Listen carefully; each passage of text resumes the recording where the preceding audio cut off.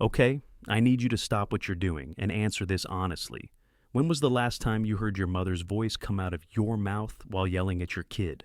Yeah, that moment when you freeze and think, oh God, I've become my parent. Here's what nobody tells you about parenting. You're not raising your child. You're raising your grandchild's parent. And right now, 87% of us are accidentally programming our kids to repeat the exact same mistakes that drive us crazy. But what if I told you there's a mom who went from literally terrorizing her toddler, we're talking full-blown mommy meltdowns on the floor, to having kids who actually want to cooperate? No bribes, no threats, no iPad negotiations. In the next hour, I'm going to walk you through Hunter Clarke-Fields' revolutionary approach from raising good humans. A book that's quietly transformed over 100,000 families from screamers to, well, humans who actually like each other. Fair warning, this is not for helicopter parents who think kids should jump when you say jump. This is not for people who believe because I said so is a parenting strategy. And this is definitely not for anyone who thinks their kid's therapist should have a yacht named after them. Still here? Good. Let's talk about why your brain is sabotaging your parenting. Lesson 1. Your brain is drunk on stress. Your parenting fails aren't character flaws. They are biology gone haywire. Picture this comedy of errors. Tuesday morning, you need coffee, but there's no time. Your 6-year-old is wearing a tutu, rain boots, and nothing else. School starts in 12 minutes. She's now lying on the floor singing Baby Shark for the 47th time. What happens next? Your body turns into a biological nightclub. Heart rate drops the bass. Blood pressure hits the ceiling. And suddenly you're screaming, "Put your pants on now!" in a voice that would make Darth Vader jealous. But here's the plot twist Hunter Clarke-Fields discovered. You didn't choose to lose it. Your amygdala, think of it as your brain's drunk security guard, saw a threat and literally locked your wise, patient self in the bathroom. When drunk security guard takes over, he cuts the phone lines to your prefrontal cortex. That's your brain's Yoda, the wise part that knows how to parent. So instead of Jedi parenting, you get Hulk smash. But wait, it gets worse. Your kid's brain also has a drunk security guard. When you yell, their little security guard freaks out and locks their Yoda in the bathroom too. Now you've got 2 drunk security guards trying to solve a pants problem. Spoiler alert, it doesn't end well. Here's the mind-blowing science. After just 8 weeks of meditation, brain scans show your security guard actually shrinks. Like, physically gets smaller. Meanwhile, your inner Yoda gets swole.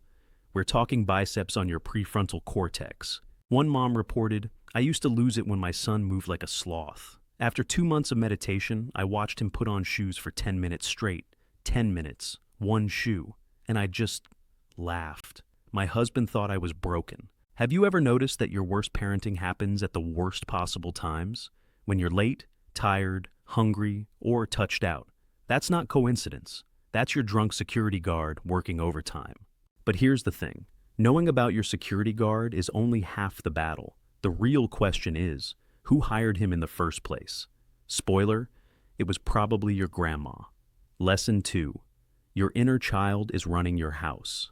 Plot twist. The toddler throwing tantrums in your house might actually be you. Let me tell you about Sam, successful career woman, clean freak, lost her absolute mind when her 2-year-old spilled orange juice. We're not talking annoyed. We're talking scorched earth, DEFCON 1, someone call an exorcist level meltdown, overspilled juice, juice. When Sam dug deeper with Clarke-Fields' method, she discovered something that should be illegal. Her rage wasn't about juice. It was about being 6 years old, spilling grape juice on her mom's white carpet, and spending the next hour being called careless and disappointing. 30 years later, orange juice on linoleum turned Sam into her mother. Here's the uncomfortable truth bomb. Inside, you lives a Russian nesting doll of every age you've ever been. 2-year-old you, 7-year-old you, 15-year-old you. And when your kid pushes the right button, out pops little you, ready to throw down like it's 1992. Clarke-Fields shares her own, oh crap moment. She realized her volcanic anger wasn't hers, it was her dad's. And his anger? Gift from Grandpa, who showed love with a belt. Each generation thought they were upgrading. Belts became yelling. Yelling became sharp words. But the anger? That got passed down like a really crappy heirloom. One dad put it perfectly. "I thought I was nothing like my father. Then I heard myself say, "Stop crying, or I'll give you something to cry about." I literally quoted the man, word for word, like I was possessed by the ghost of crappy parenting past. Think about your trigger moments. Kid won't listen, not cleaning up, talking back. Now ask yourself, what happened when you did that as a kid? Yeah, there it is. The good news, once you see the pattern, you can break it. The bad news, your brain is going to fight you every step of the way, unless you learn the ancient art of telling your brain to sit down and shut up. Lesson 3, meditation, not just for hippies anymore.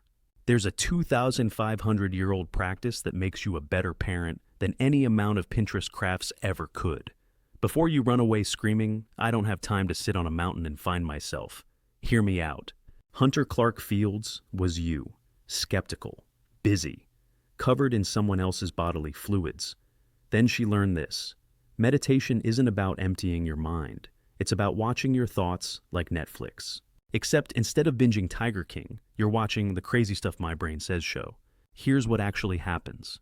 You sit for 5 minutes. Your brain goes, "We should make lunch. Did I pay the electric bill? Why is the cat looking at me like that? Oh my God, I'm failing at meditation." And that's perfect, because every time you notice your brain went rogue and bring it back, that's a bicep curl for your attention muscle. You're literally building your ability to pause before you yell. The science is bananas. Parents who meditated for 8 weeks didn't just feel calmer. Their brains physically changed. The yelling center shrank. The patience center grew. It's like CrossFit for your neurons. One mom's report killed me. My daughter was having an epic meltdown, screaming, throwing things, the full Broadway production, and I just watched, like David Attenborough observing a wild animal. Here we see the North American toddler in her natural habitat, expressing displeasure about the wrong color cup. My daughter was so confused she stopped crying.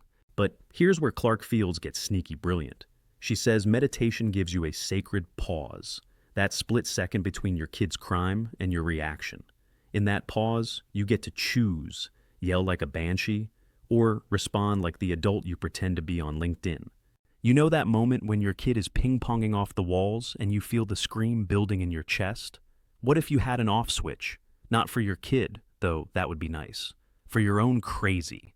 The thing is, meditation only works if you actually do it. But there's another practice that might be even harder.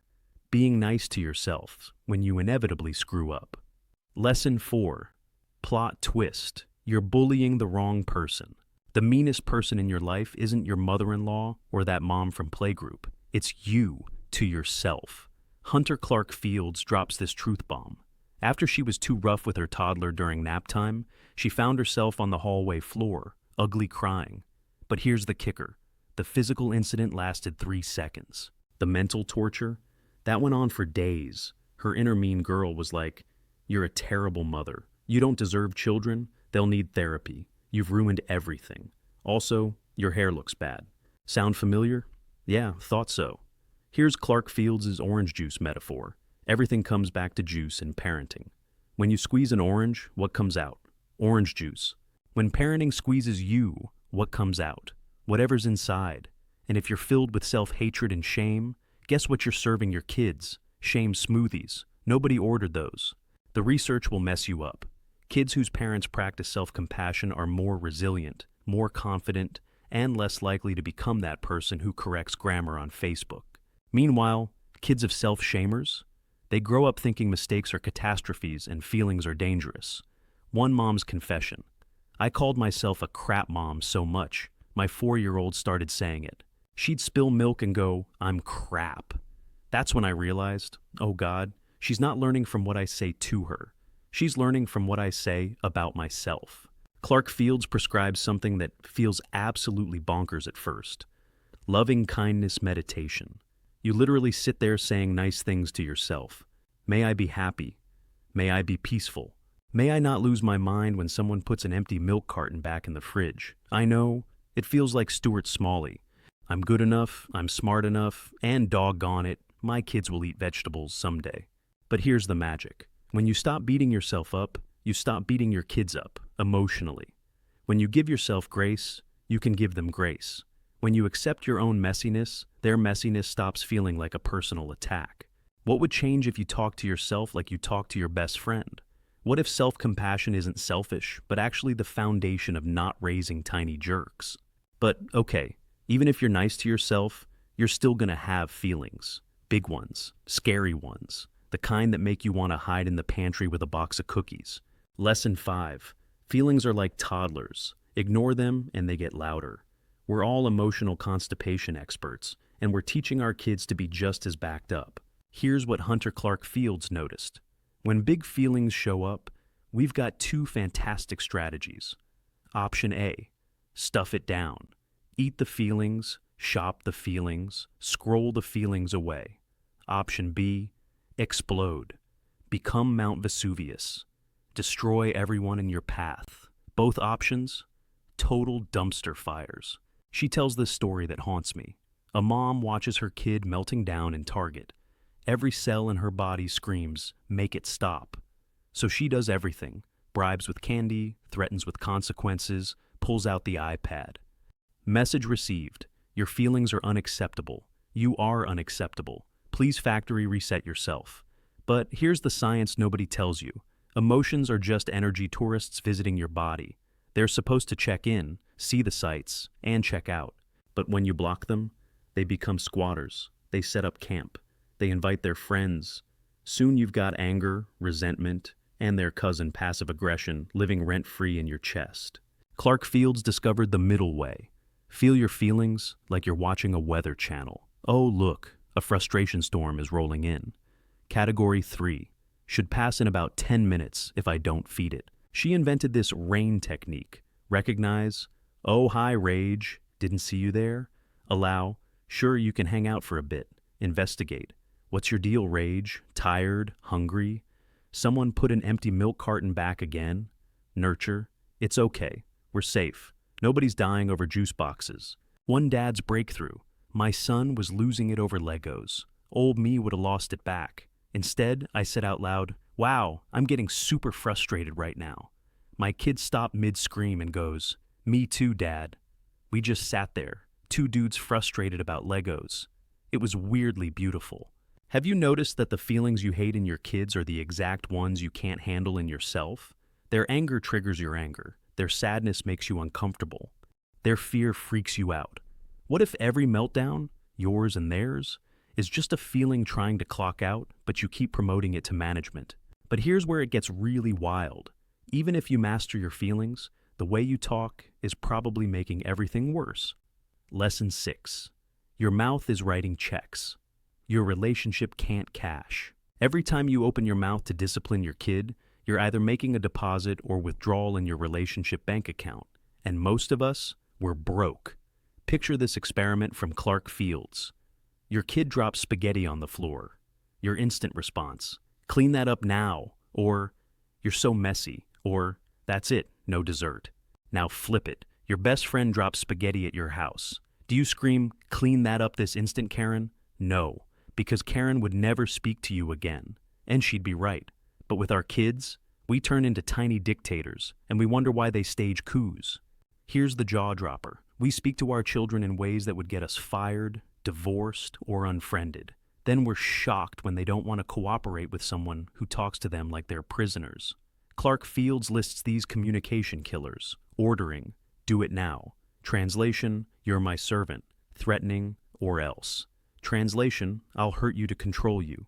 Blaming, "You always." Translation, "You're defective." Name-calling, "You're being a baby." Translation, "I don't accept who you are." Every single one is a withdrawal, and most of us are overdrafting daily. But here's the ninja move: iMessages. Instead of, "You're so messy," try, "I feel frustrated when there's food on the floor because I just cleaned." Same information, totally different energy. Why does it work? Because you're sharing your experience instead of attacking their character.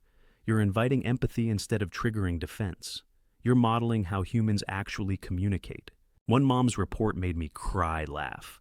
I tried an iMessage on my 4-year-old. "I feel sad when toys are everywhere because I can't relax." She looked at me, patted my hand, and said, "That sounds like a you problem, Mommy." I mean, she's not wrong, but she also cleaned up. Think about this. Would your kid help a friend who asked nicely? Of course. So, Why do they ignore you? Because you're not talking like a friend. You're talking like a dictator. And nobody likes dictators, not even tiny humans in dinosaur pajamas. But changing how we talk only works if we remember how to do something we forgot around age 25, actually listen.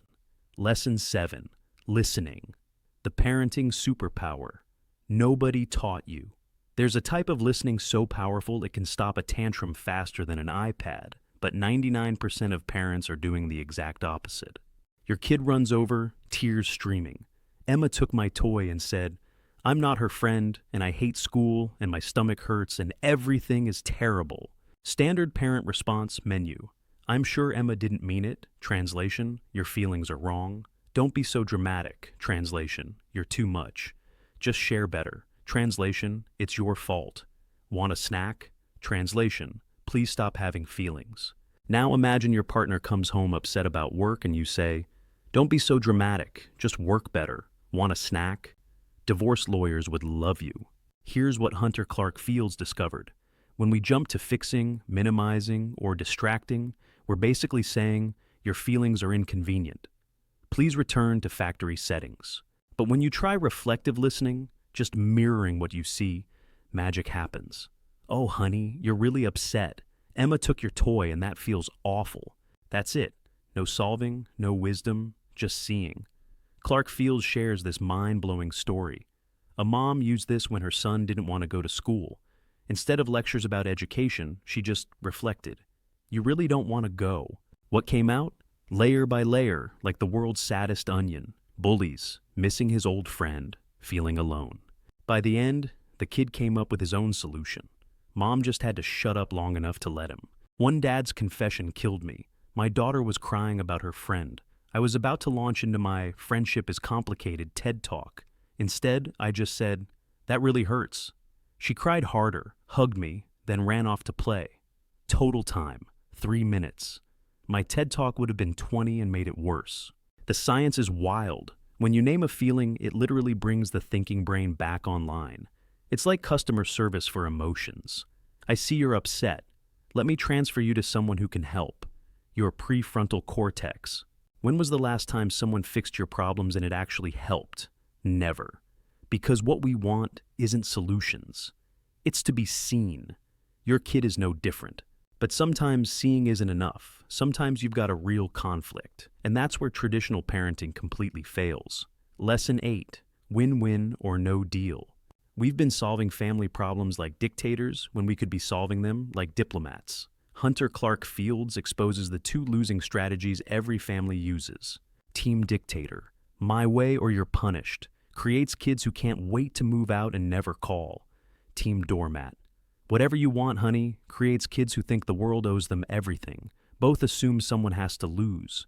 But what if that's completely wrong? She shares this scene that changed everything. Her daughters were fighting over a toy. Old Hunter would have played Judge Judy. New Hunter said, "Looks like we have 2 upset kids who both need fairness. What could we do?" The kids brainstormed. They negotiated. They created a solution they owned. And here's the kicker. They actually followed it because they made it. Mind blown. Here's the truth bomb. Punishment doesn't teach lessons. It teaches sneakiness. Kids who get punished learn to lie better, hide better, and eventually punish others better. Meanwhile, kids who solve problems collaboratively become adults who can navigate life without becoming Karen from HR. The win-win process. 1. Identify needs, not demands. I need fairness, not I need the toy. 2. Brainstorm like crazy. Even ridiculous ideas. Clone the toy. Build a time machine. 3. Evaluate together. What works for everyone? 4. Decide together. Everyone owns it. 5. Check in later. Did it work? One mom's success story. My son used to lie constantly about homework. Now, we problem solve together. Last week, he suggested a study schedule. He suggested it. I almost fainted. Think about your childhood punishments. Did they teach you lessons or just teach you to not get caught? What if conflict could bring your family closer instead of creating future therapy bills? But here's the thing. All these communication tools are fighting an uphill battle against something nobody talks about. Lesson 9. Your kid's not broken, they're overwhelmed. That difficult behavior might not be your kid's personality. It might be their nervous system screaming for help. Hunter Clarke-Fields drops this bomb. Today's kids have 5 times more stuff than 1970s kids. Their schedules are tighter than a CEO's. They're basically tiny executives with no coffee breaks. She tells about a family in therapy. Kids anxious, parents exhausted. They'd rush from therapy to soccer, eating drive-through, homework in the car. The therapist's prescription? Not medication, not behavior charts. Just cancel half their activities. The anxiety?